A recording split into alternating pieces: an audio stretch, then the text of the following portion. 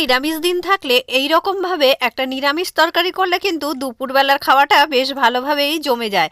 এখানে আমি নিয়ে নিয়েছি টমেটো, সিম, বেগুন, আলু আর এক প্যাকেট বড়ি নিয়ে নিয়েছি। প্রথমে বড়িগুলোকে ভালো করে ভেজে তুলে নিলাম। ওই তেলের মধ্যে দিয়ে দিলাম কিছুটা পরিমাণে গোটা জিরে ফোড়ন। এবার এর মধ্যে দিয়ে দেব লম্বা করে কেটে রাখা আলুগুলোকে। 1 চামচ লবণ দিয়ে আর একটুখানি হলুদ দিয়ে বেশ ভালো করে এটাকে ভেজে নেব। আলুগুলো প্রায় 80% এখানেই সেদ্ধ হয়ে যাবে। আর আলুগুলো কিন্তু একদম লালচে লালচে করে ভাজা হওয়ার পর বেগুন আর সিমগুলোকে দিয়ে দেব।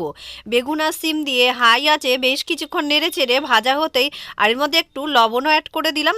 কিছুক্ষণের জন্য ঢেকে দিলাম। বেগুন আর সিমটা বেশ ভালোভাবে সেদ্ধ হয়ে গেছে। এবারে টমেটো কুচি দিয়ে দিলাম।